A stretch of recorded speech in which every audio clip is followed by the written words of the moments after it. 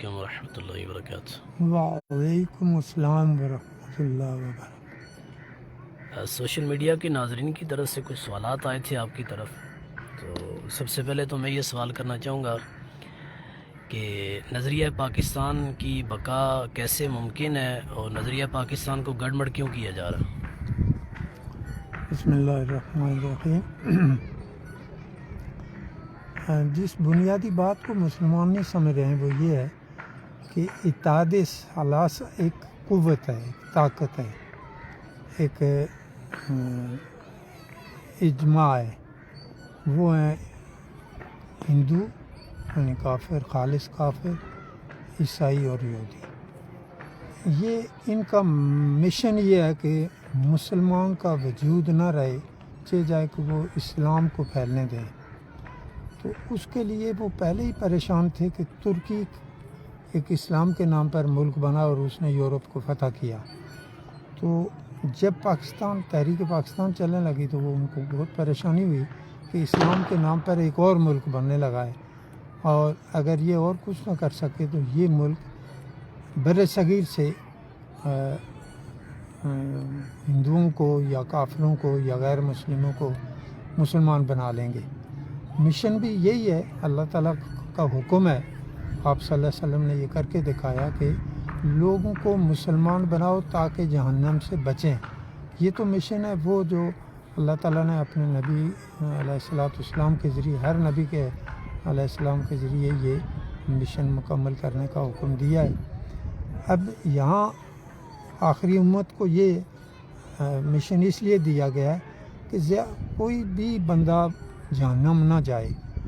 اب چونکہ غیر مسلم یہ بات سمجھتے نہیں ہیں، جو مسلمان ان پڑھ رہ گئے ہیں ان کو بھی یہ بات سمجھ نہیں آ رہی ہے کہ مشن یہ ہے کہ لوگوں کو جہنم سے بچایا جائے۔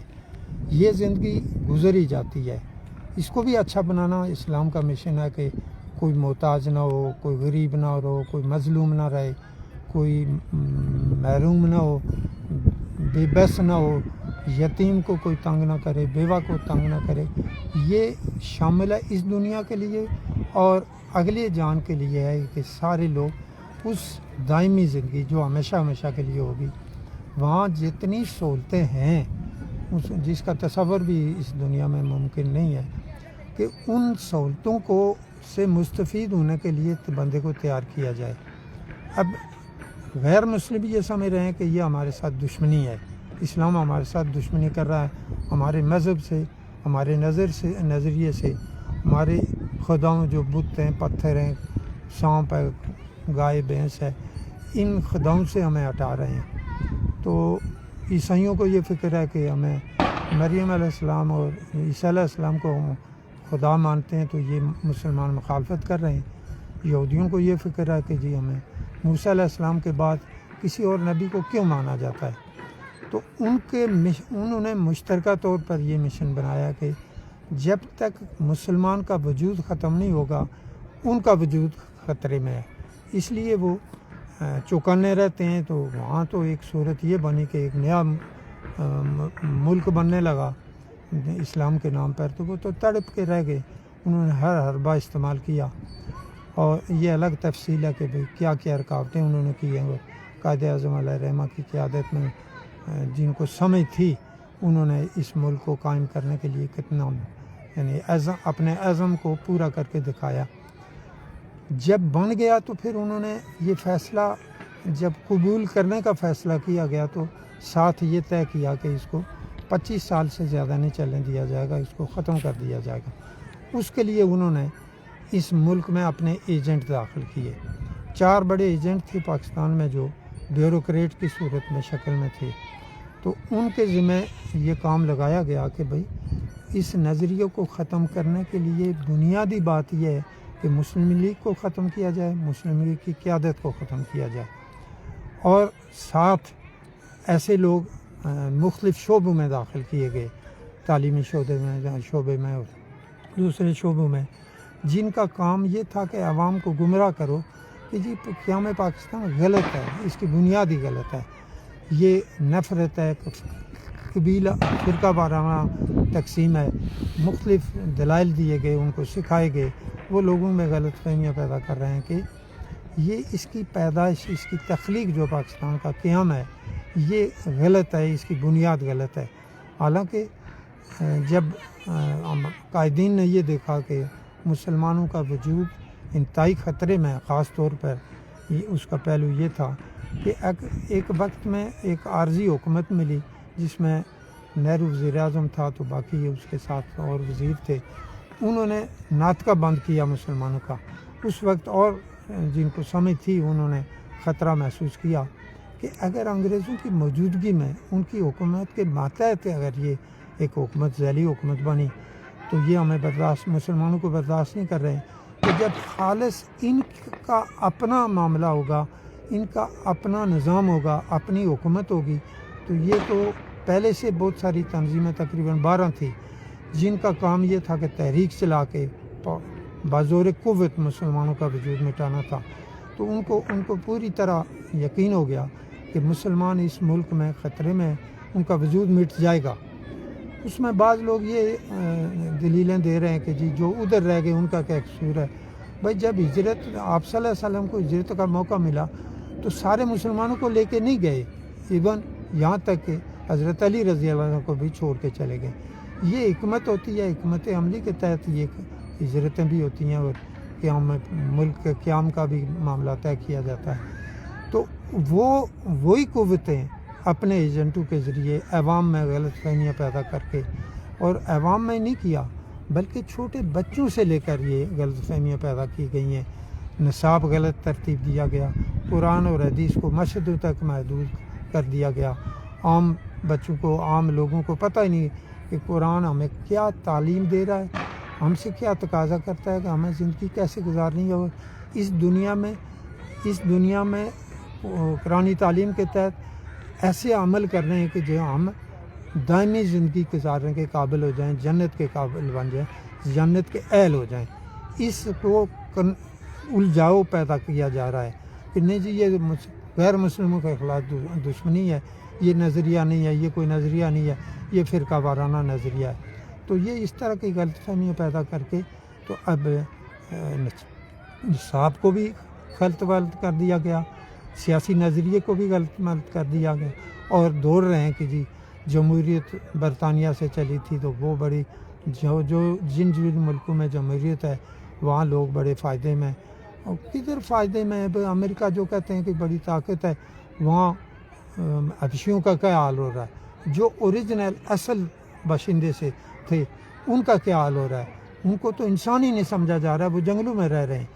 اسی طرح آسٹریلیا والے جو اصل باشندے تھے وہ بھی جنگلوں میں رہ رہے ہیں۔ کس جمہوریت کی بات کر رہے ہو بھائی؟ یہ تو اسلام ہے جو سب کو برابر تسلیم کرتا ہے، مساوات قائم کرتا ہے، انصاف قائم کرتا ہے، تاکہ کوئی بھی کمزور ترین بندہ بھی محروم نہ رہے۔ اور اس کا عملی ثبوت یہ ہے کہ آپ صلی اللہ علیہ وسلم اور آپ صلی اللہ علیہ وسلم نے جس ٹیم کو تیار کیا انہوں نے اچھے حالات ہونے کے باوجود جو کروڑ پتی ہو گئے تھے صحابہ کرام، انہوں نے بھی اپنی زندگی کا معیار سب سے کمزور بندے پر رکھا، ان کے مطابق رکھا۔ آپ صلی اللہ علیہ وسلم نے بھی اس وقت کا جو سب سے کمزور بندہ تھا، جس کو بڑی مشکل سے ایک جوڑا کپڑے میسر تھے، آپ صلی اللہ علیہ وسلم نے 2 جوڑے ایک وقت میں نہیں رکھے۔ اکثر کھانا اگر ایک وقت کا موجود ہے تو کوئی مستحق ہے تو اس کو مساوات کا عالمی انتہا ہے کہ مساوات ایسی کہ جس میں کسی کو بھی کوئی دوسرے کا نقصان نہ ہو بلکہ دوسروں کا فائدہ ہو۔ تو اس نظریے کو خلط ملط کر دیا گیا ہے ایجنٹوں کے ذریعے۔ مسلمان زیادہ تر ان پڑھ ہیں، ان کو پتہ ہی نہیں ہے قرآن اور سیرت النبی صلی اللہ علیہ وسلم کیا سکھاتی ہے، کیا ہم سے تقاضا کیا جاتا ہے۔ تو اللہ ہی کرم کرے کہ دوبارہ اگر ہمارے علماء قرآن پاک کو سمجھ سکیں، سیرت کو سمجھ سکیں، لوگوں تک پہنچا سکیں، اور حکومت سے اپنی مفادات حاصل کرنے کی بجائے حکومت کو مجبور کریں، حکمرانوں کو، کہ وہ قرآن اور حدیث کے مطابق نصاب تیار کریں تاکہ ہر مسلمان معیاری مسلمان بن جائے۔ آپ کیا دیکھتے ہیں کہ آئندہ آنے والے وقتوں میں جو سیاسی اتار چڑھاؤ ہے پاکستان میں، تو اس سے کشمیر کو کوئی فائدہ ہونے والا ہے یا نہیں؟ بدقسمتی یہ ہے کہ اول روز سے بے خبر رہے پاکستان کے سیاستدان، سوائے قائد اعظم علیہ رحمہ کے، باقی یا ان کے جو دو چند ساتھی تھے وہ سمجھ سکے کہ کشمیر کی کیا اہمیت ہے، کیوں کشمیر کو آزاد ہونا چاہیے۔ یہ کبھی بھی کسی نے نہیں کہا، نہ قائد اعظم علیہ رحمہ نے کہا کہ کشمیر ہمارے فائدے کے لیے ہمارے ساتھ ہونا چاہیے، ہمارے فائدے کے لیے آزاد ہونا چاہیے، بلکہ قائد اعظم نے یہ کہا کہ اگر کشمیر ہندوؤں کے پاس چلا گیا تو یہ ان کو ہندو بنا کے چھوڑیں گے اور ان کو اپنی لائن پر لے آئیں گے، ان کو جس طرح پہلے مہاراجے کے دوران غلام تھے اسی طرح ہمیشہ کے لیے غلام رہیں گے، اس لیے ان کو اس غلامی سے بچانا چاہیے۔ اس کے بدقسمتی سے وزیر اعظم پاکستان لیاقت علی خان اس بات کو نہیں سمجھ سکے۔ جب کشمیریوں نے کشمیر کو آزاد کرانے کے لیے مثلاً کیپٹن حسین خان شہید نے پلے سے اپنی جیب سے 2.5 لاکھ روپے خرچ کر کے اسلحہ خرید کر ایک فوج کھڑی کی، 3 بریگیڈ فوج کھڑی کی اور مہاراجے کو بھگایا، اس بات کا کسی پاکستان کے حکمران کو خبر نہیں تھی کہ وہاں تیاری ہو رہی ہے۔ بعد میں ضرور جب انڈیا بہت زیادہ فوج لے کے آ گیا تو اس وقت قائد اعظم علیہ رحم کے پاس گئے کہ بھئی ہمارے کے جائیں گے، ہماری کوئی اسلحہ کی مدد کی جائے، تو قائد اعظم علیہ رحمہ نے خان عبد القیوم خان وزیر اعلیٰ سرحد کو، جس کو سرحد کہتے تھے اب کے پی کی ہے نام رکھا گیا ہے، اس کو کہا کہ ان کی مدد کریں اسلحہ کی صورت میں۔ تو جب 2 ضلعوں سے لوگ چلے گئے، میرپور اور مظفر آباد والے اپنا علاقہ چھوڑ کے چلے گئے، تو اس لیے وہاں قبائلیوں کو جانا پڑا۔ جس علاقے میں سابق فوجی موجود تھے، ضلع پونچھ وغیرہ کوٹلی بھی، وہاں قبائلیوں کی ضرورت ہی نہیں پڑی، وہاں مجاہدین نے خود آزاد کرا کے صوبہ جموں کا تقریباً زیادہ حصہ آزاد کرا لیا گیا تھا۔ تو ادھر کسی نے دلچسپی نہیں لی کہ کشمیر کو آزاد ہونا چاہیے اور کشمیر کے آزاد ہونے سے پاکستان کو کتنا فائدہ ہے۔ سیدھی سی بات ہے کہ اگر کشمیر پاکستان کے ساتھ آ جاتا تو پاکستان سپر طاقت ہوتا، جو وسائل پاکستان میں نہیں ہیں وہ سارے کشمیر میں موجود ہیں۔ یہی وجہ ہے کہ کشمیر کو ورلڈ پاور نے، عالمی طاقتوں نے انڈیا کا حصہ بنانے کی کوشش کی کہ یہ فائدہ پاکستان کو نہ پہنچے بلکہ انڈیا کو پہنچے، تو وہ اسی وجہ سے انہوں نے کشمیر پر انڈیا کی فوجیں بھجوا کے قبضہ کرایا۔ نہرو نے اپنا ذاتی فیصلہ تو تھا یا نہیں تھا بھی، لیکن برطانیہ نے ان کو باقاعدہ راستہ بھی دیا کشمیر میں فوج کو داخل کرنے کا، اور صاف حکم دیا وائسرائے کو کہ کشمیر پاکستان کا حصہ نہیں بننا چاہیے، وہ انڈیا کا حصہ بننا چاہیے۔ اب اس کا توڑ پاکستان کے لیڈروں کو کرنا چاہیے تھا، جو یہ بات سمجھ ہی نہیں سکے۔ افراتفری ایسی مچائی گئی کہ پاکستان کے اگر کشمیر کے کوئی لیڈر سمجھا بھی رہے تھے تو ان کی بات سمجھنے کی کوشش نہیں کی گئی۔ جو کشمیر کے سینئر لیڈر تھے 6، ان 6 نے سمجھ لو کہ کشمیریوں کی قبر کھودی اور کشمیری سمجھ لیں آج اس میں دفن ہو گئے۔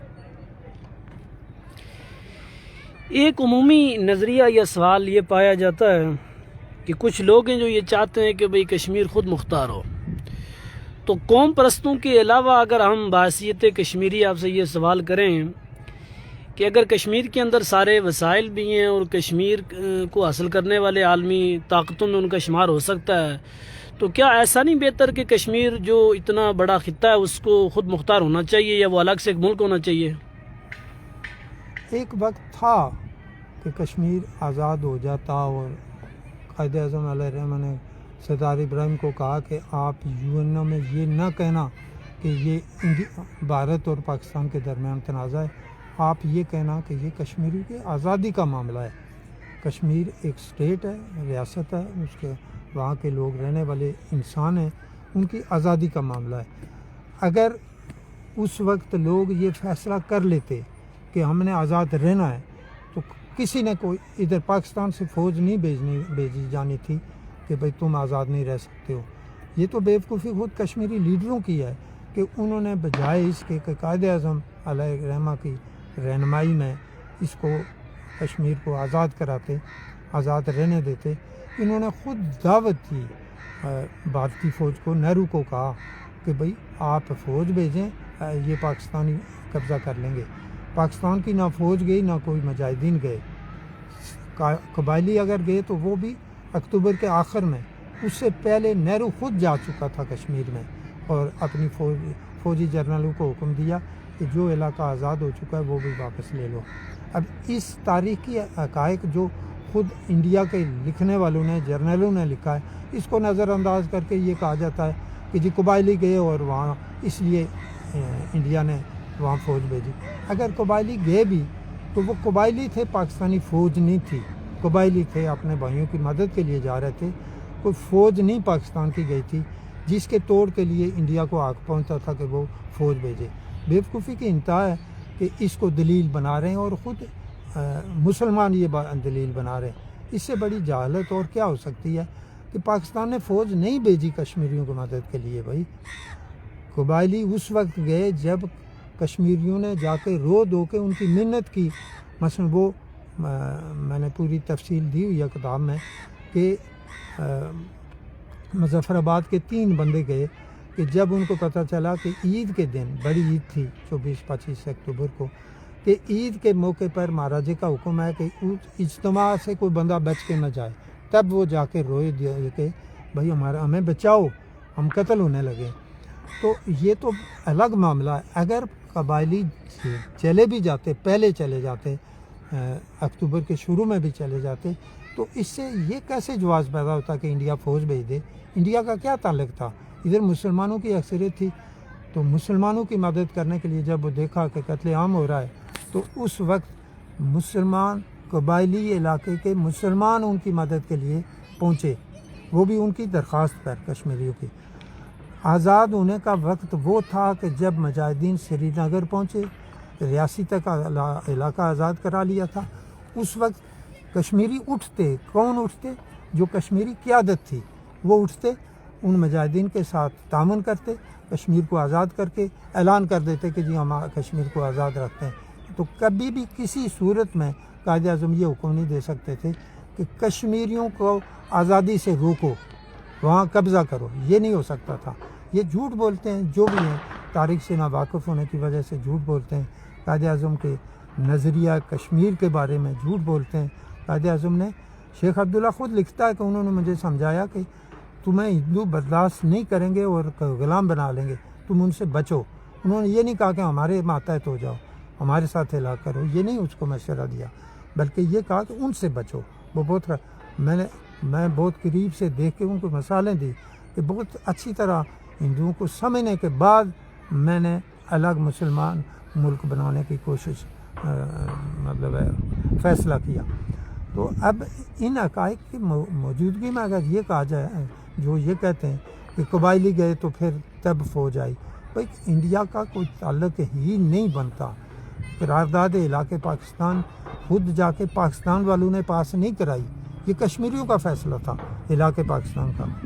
اگر کشمیری یہ فیصلہ کرتے کہ جی ہم خود مختار رہیں گے تو کوئی بات نہیں تھی۔ آج بھی اگر یہ کشمیر کو آزاد کراتے ہیں تو پاکستان تو نہیں روکے گا۔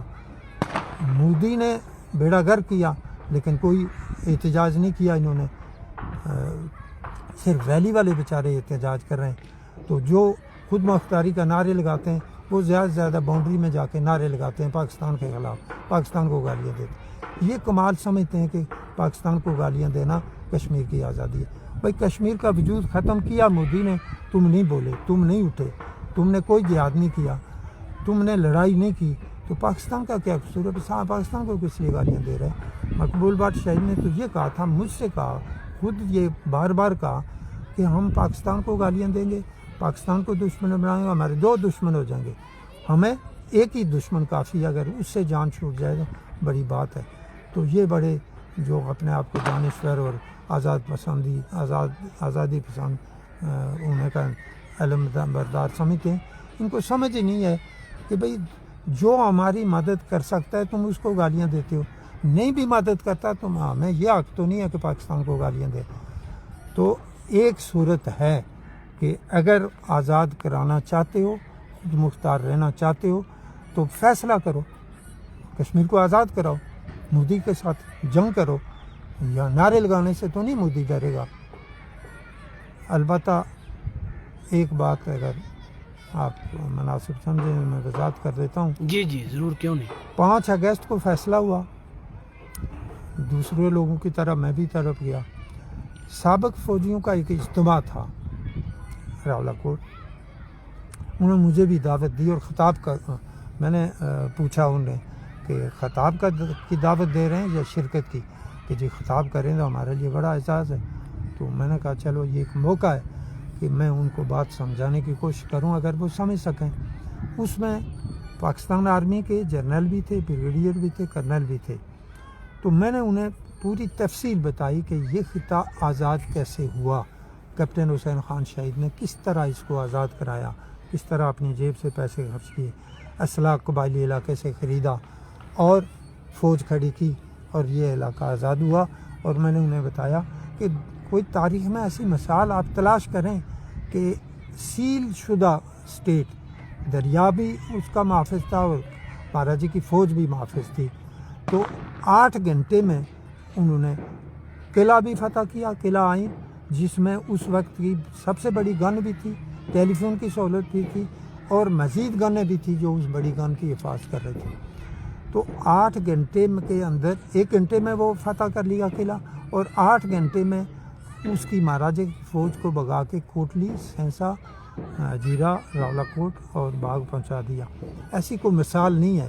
تو میں نے ان سابق فوجیوں سے کہا کہ بھائی آپ کے پاس ہر گھر میں اسلحہ بھی موجود ہے، آپ کے وسائل بھی ہیں، پیسے والے بھی ہیں، پینشنیں بھی بہت اچھی ہیں، آپ کہہ رہے ہیں کہ 30 لاکھ ہم پاکستان میں سابق فوجی، 5 لاکھ آزاد کشمیر میں، بھائی 1-2 ڈویژن فوج کھڑی کرو، اگر آپ کھڑی کر دیں تو مودی اسی دن سرنڈر کرے گا، کیونکہ اس کو خوف ہے کہ 47 میں سابق فوجیوں نے یہ علاقہ آزاد کرایا تھا۔ یہ تقریر تو میں نے کر لی، تو وہاں ایک شعر جو میں سمجھتا ہوں کیپٹن صاحب کا صحیح جانشین ثابت ہو سکتے تھے، کرنل نسیم ہے پنجیڑی کے رہنے والے، وہ انہوں نے واپس کوئی ہفتے کے بعد مجھے واپس بتایا کہ جاتے ہوئے میں نے اس آپ کی تقریر پر غور کیا اور میرے ذہن میں یہ بات آئی، بلکہ مجھے شرمندگی محسوس ہوئی کہ یار ایک شخص ہے، سابق فوجی ہے، اور اس نے اگر اپنی جیب سے خرچہ کر کے اسلحہ بھی خریدا اور فوج بھی کھڑی کر کے اور یہ علاقہ آزاد بھی کرا لیا، تو وہ کہتے ہیں کہ میں نے یہ سوچا کہ یار ہمارے پاس کون سے وسائل نہیں ہیں، کون سی چیز موجود نہیں ہے، تو ہمیں تو یہ کرنا چاہیے۔ اور وہ کہتے ہیں کہ یہ بات میرے ذہن میں آئی اور میں نے فوری یہ فیصلہ کیا کہ بالکل کرتے ہیں، اور تنظیم بھی بنا لیتے ہیں اور فوج بھی کھڑی کرتے ہیں، کہ نام بھی تنظیم کا رکھ لیا، شہید کیپٹن حسین خان فریڈم موومنٹ، یہ نام بھی تجویز کر لیا۔ اور ساتھ فرنٹ سیٹ پر بیٹھے ہوئے تھے، واپس پنڈی آ رہے تھے، فرنٹ سیٹ پر بیٹھے تھے جنرل جاوید اسلم، ان کو کہا جنرل صاحب میں نے تنظیم بھی بنا لیا اور پلاننگ بھی کر لیا کہ ہم نے کشمیر کو آزاد کرانا ہے۔ تو وہ جنرل صاحب بہت ہی خوش ہوئے، انہوں نے کہا جی بالکل ٹھیک ہے۔ اب وجہ کیا تھی کہ وہ سینئر نائب صدر تھے جنرل جاوید اسلم، پورے پاکستان کی جو ایکس آرمی سروس ہے اس کے سینئر نائب صدر ہیں، اور خود کرنل نسیم صاحب مرکزی جنرل سیکرٹری ہیں پاکستان پوری ایسوسیشن کے۔ انہوں نے فیصلہ کیا اور واپس جا کے ہمیں بتایا کہ یہ ہم نے فیصلہ کر لیا ہے۔ کرنل ظفر نے اس فیصلے کی موجودگی میں اندروٹ والے انہوں نے یونٹ بھی کھڑی کر دی۔ اب یہ سلسلہ جڑ گیا اور بن گیا، لیکن بیچ میں پتہ نہیں پھر کس طرح کس بندے نے استعمال کیا، یا اس مکار نے خود ایسے کیا، ایک انتہائی بدنام نوسر باز تھا، تو اس نے کہا، انہیں تاثر دیا شروع میں پہلے دن سے کہ میں سابق فوجی ہوں، تو ایکٹیو بہت رول ادا کرنے لگا۔ ہر تنظیم میں تنظیم بنانے والوں کو اچھے ایکٹیو ورکروں کی ضرورت ہوتی ہے۔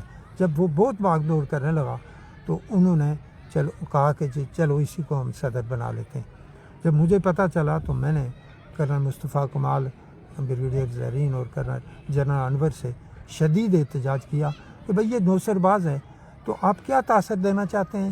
جو ہمارے یہ تنظیم بنانے کا فیصلہ کر چکے ہیں کہ بھئی یہاں نوسر بازوں کے علاوہ کوئی نہیں ہے، یہ بندہ کیسے آپ لوگوں نے صدر بنا لیا، وہ تنظیم ہائی جیک ہو گئی۔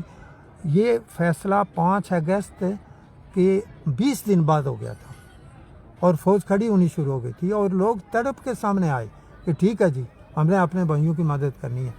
تو کرنل نسیم نے بہت کوشش کی اور مجھے کہا کہ یہ جنرل انور کیا چیز ہے، یہ تو بکری بن گیا ہے۔ بھائی میں نے اس سے کہا کہ تو ذمہ داری لے، تو سنبھال اس کو، تنظیم کو، ہم آگے بڑھتے ہیں، ہم آپ کے ماتحت لڑنا چاہتے ہیں۔ تو وہ اس نے بھی سرنڈر کر دیا۔ اس طرح آپ اندازہ کریں کہ آج بھی لوگ کہتے ہیں کہ جی وہ جذبہ نہیں ہے۔ میں نے دیکھا کہ سابق فوجیوں میں جذبہ موجود ہے، تڑپ موجود ہے کہ اپنے بھائیوں کی مدد کریں۔ اور میں پہلے بھی آپ نے انٹرویو لیا تھا تو میں نے یہ بات کہی تھی کہ ان سابق فوجیوں میں ایک انتقامی جذبہ بھی ہے کہ ہمارے بھائیوں کے ساتھ ظلم ہو رہا ہے، دوسرا یہ ہے کہ پاکستان کو توڑا گیا ہمارے دشمن نے سازش کر کے۔ تو یہ تو اس حساب سے ڈبل ہو گیا کام کہ جذبہ بھی موجود ہے اور انتقامی جذبہ بھی ہے، یعنی جہاد کا جذبہ بھی موجود ہے، بھائیوں کی مدد کرنے کا جذبہ بھی موجود ہے اور انتقامی جذبہ بھی موجود ہے۔ اگر آج بھی ان کو سابق فوجیوں کو کیا جائے چاہتے ہیں تو کوئی ان کو روکے گا نہیں، بس اتنا اعلان کر رہے ہیں کہ ضرورت ہے مودی کا اور اس کے جو سرپرست ہیں ان سب کا دماغ درست ہو جائے۔